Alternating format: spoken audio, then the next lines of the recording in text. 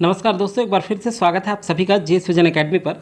दोस्तों आज के इस वीडियो में हम लोग देखने वाले हैं गणित में प्रतिशत, और ये हमारा पार्ट 1 होगा। तो चलिए दोस्तों, यहाँ पे हम जो हैंड पंप टेक्नीशियन परीक्षा की जो भी स्टूडेंट्स तैयारी कर रहे हैं और सीजी वापम से जो एग्ज़ाम होना है अभी अक्टूबर में, छत्तीसगढ़ राज्य सहकारी बैंक अपेक्स बैंक का जो निकला हुआ है पोस्ट, उसमें भी मैथ्स है। और साथ ही साथ hostel warden, CG hostel warden या पटवारी एग्जाम की तैयारी कर रहे हैं उनके लिए बहुत ज़्यादा इंपॉर्टेंट होगा। और कोई भी कॉम्पिटिटिव एग्जाम की तैयारी कर रहे हैं तो ऑल कॉम्पिटिटिव एग्जाम में ये मैथ्स आपका काम आएगा। तो चलिए देखते हैं यहाँ पे गणित में प्रतिशत, ये पार्ट 1 होगा। और देखिए दोस्तों, एक चीज़ बता दूं, मैं प्ले लिस्ट बना दिया हूँ मैं। अब ये प्ले लिस्ट जो हैंड पंप टेक्नीशियन और राज्य सहकारी बैंक परीक्षा करके ये प्ले लिस्ट, दोनों का प्ले लिस्ट एक ही में बना दिया हूँ मैं। तो दोनों एग्जाम की जो तैयारी कर रहे हैं, हैंड पंप टेक्नीशियन और राज्य सहकारी बैंक का जो एग्जाम निकला है, वो दोनों के दोनों इसमें प्रैक्टिस सेट आपको उपलब्ध होगा। तो चलिए दोस्तों शुरू करेंगे। और शुरू करने से पहले चैनल में पहली बार जुड़े होंगे तो हमारे चैनल को सब्सक्राइब कर लीजिएगा। जो बैंकिंग परीक्षा, राज्य सहकारी बैंकिंग परीक्षा, हॉस्टल वार्डन और हैंड पंप टेक्नीशियन परीक्षा की तैयारी कर रहे हैं तो, और बेल आइकन जरूर प्रेस करके रखिएगा ताकि वीडियो डालो उसका नोटिफिकेशन आप तक पहुँचता रहे। तो चलिए दोस्तों, जो आपके एग्जाम में पुराने पैटर्न में क्वेश्चन पूछा गया है उसी पैटर्न में क्वेश्चन हम प्रैक्टिस करेंगे। यहाँ देखिए दोस्तों, यहाँ पे सबसे पहला चीज़ है, यहाँ पे पहला जो क्वेश्चन है, अनिल के वेतन में 20% वृद्धि कर दी गई। बढ़े वेतन को 20% कम करने पर अनिल को कितने प्रतिशत लाभ अथवा हानि हुई। तो देखिए यहाँ लाभ का प्रतिशत और हानि पूछा जा रहा है। तो सबसे पहले आप सभी जानते हैं कि जो प्रतिशत है दोस्तों, वो क्या होता है, हर में। प्रतिशत में हम सब जानते हैं कि हर में प्रतिशत वह भिन्न है जिसका हर कितना हो, 100 के बराबर हो। कितने के बराबर हो, 100 के बराबर। जैसे मान लीजिए हम कहते हैं y प्रतिशत, तो y प्रतिशत मतलब y का 100, y/100। तो इस तरह से मतलब क्या करते हैं, भिन्न का बटा क्या होता है यहाँ पे 100 होता है। या x कहें तो x का प्रतिशत मतलब x/100। तो ये आप सभी जानते हैं, सामान्य चीज़ें हैं। अब हम लोग सीधा सीधा क्वेश्चन पर चलते हैं। अनिल के वेतन में 20% वृद्धि कर दी गई है। 20% वृद्धि कर दी गई। बढ़े हुए वेतन को अगर देखें हम तो 20% अगर कम करने पर अनिल को कितने प्रतिशत लाभ अथवा हानि होगी। तो चलिए इस क्वेश्चन को सॉल्व करते हैं, सीधा सीधा चलते हैं। यहाँ पर देखिए दोस्तों कि प्रारंभिक वेतन, मान लीजिए अनिल का हम प्रारंभिक वेतन कितना मान लेते हैं, 100 मान लेते हैं। कितना मानते हैं, 100 मान लेते हैं। प्रारंभिक वेतन 100 मानते हैं और वृद्धि कर देते हैं, कितना 20% वृद्धि कर देते हैं। तो कितना हो जाएगा, 100 में 20 जोड़ेंगे तो 120। यहाँ तक तो समझ में आ गया होगा आपको। मान लीजिए कम करते हैं, तो अब देखिए वेतन कितना हो गया उसका, 120 हो गया। अब 120 में वेतन कम करते हैं तो 120 का 80%, 120 का क्या करेंगे, कम करने पर 80%। देखिए 20% कम करेंगे तो 100 में से 20 गया तो 80, तो 80% मतलब क्या हो जाएगा, 120 गुणा, ध्यान रखिएगा 120 गुणा 80% मतलब 80 बटे कितना होगा दोस्तों, यहाँ पे 100 हो जाएगा। 80 बटे कितना हो जाएगा, 100 हो जाएगा। अब क्या आएगा, देखिए यहाँ पे एक जीरो को एक जीरो से कटा लीजिए। अब जो है एक जीरो को एक जीरो से कटा लीजिए। यहाँ 12 बचा, यहाँ 8 बचा, तो 12 अट्ठे कितना हो जाएगा, 96। 12 अट्ठे कितना हो गया, 96। तो कुल हानि क्या होगा, देखिए अब क्या होगा, 96 हो गया। तो देखिए सीधी सीधी बात है कि यहाँ पे वेतन कितना माने थे हम, इसका प्रारंभिक जो वेतन है वो कितना माने थे, 100 माने थे अनिल का। तो 100 में से 96 को हम घटा देंगे। क्या करेंगे, 100 में से 96 को घटा देंगे तो कितना आया हमारे पास, 4%। कितना प्रतिशत, 100 में 96 गया तो कितना आ गया, 4। तो 4% क्या हो जाएगी, कुल हानि होगी। क्या हो रही है, कुल हानि हो रही है। यहाँ पे क्या हो रहा है, हमको कुल हानि हो रहा है, 4% की हानि हो रही है। तो ये तो समझ में आ गया होगा आपको। 100 में से हम क्या किए, 96 को घटा दिए। 120 का 80% निकाल लीजिए। सीधा सीधा मैं ये डायरेक्ट बताया हूँ क्योंकि बहुत सारा प्रतिशत में हम हल कर चुके हैं, इसलिए मैं यहाँ ज़्यादा आपको बेसिकली रूप से नहीं बताया हूँ। इस तरह से आप सीधा सीधा निकाल सकते हैं। तो ये हो गया, कितने प्रतिशत की हानि हुई, हमको 4% की हानि हुई है। चलिए आगे क्वेश्चन की ओर बढ़ते हैं। और ये जो क्वेश्चन है दोस्तों, ये आपके एसएससी, एसजीएल और एसएससी और सीजीएल 2020 में ये पूछा गया क्वेश्चन है। तो चलिए इसे कैसे सॉल्व करेंगे।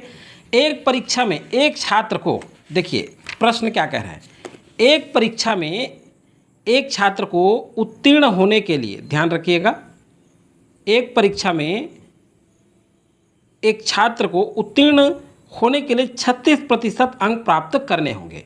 अब देखिए 190 अंक प्राप्त करने वाला एक छात्र 35 अंकों से अनुत्तीर्ण हो जाता है, उसे परीक्षा में कुल कितने अंक हैं, मतलब जो है उसे यहाँ पे क्वेश्चन है उस परीक्षा में कुल कितने अंक हैं।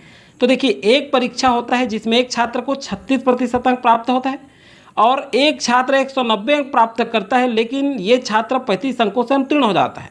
तो सीधा सीधा हम क्या करेंगे, यहाँ पर देखिए दोस्तों 36%, क्या 36% अंक प्राप्त करता है। एक स्टूडेंट कितना प्राप्त करता है, 36%।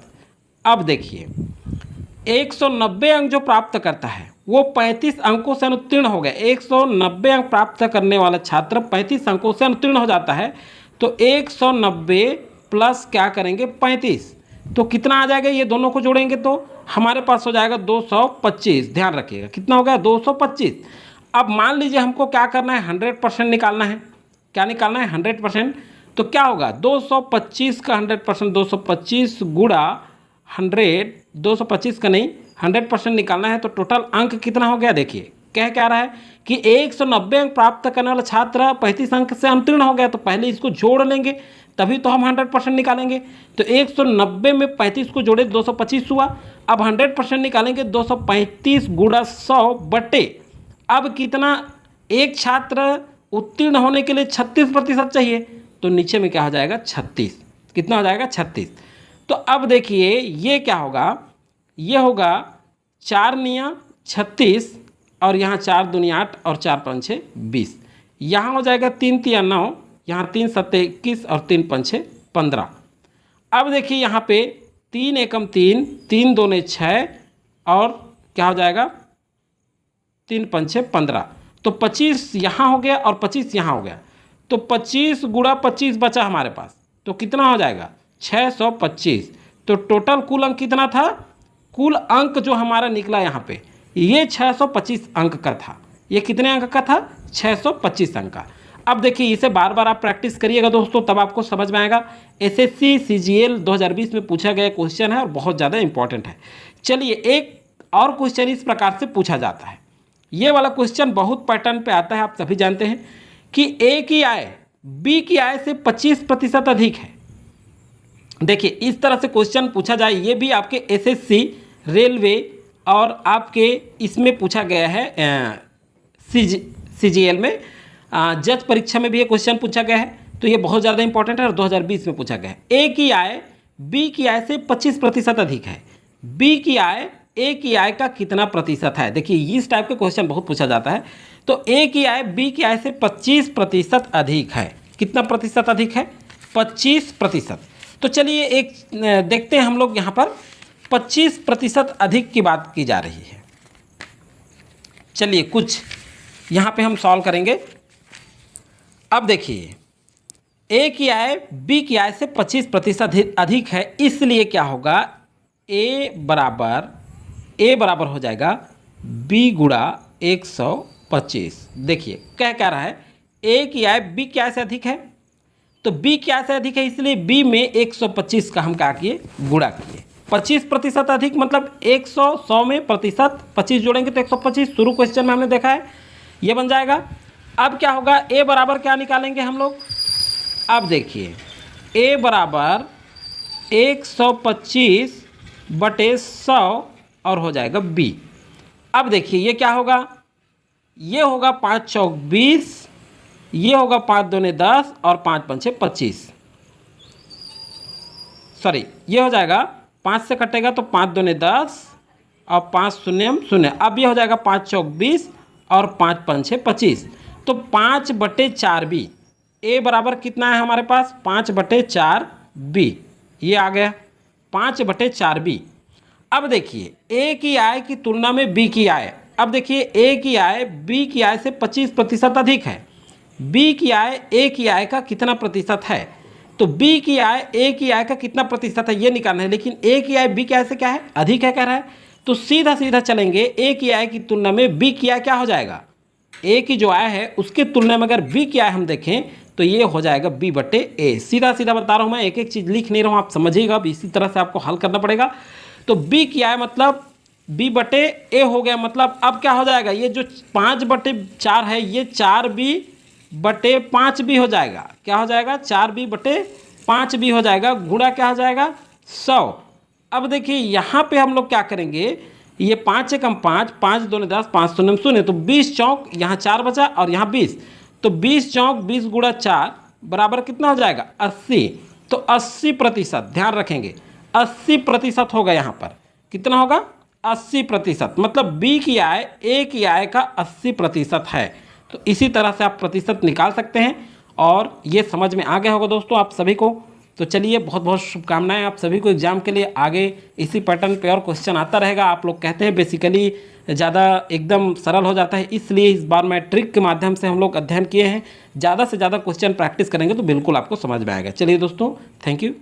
आगे वीडियो में मिलेंगे हम नए प्रैक्टिस के साथ, तब तक के लिए थैंक यू।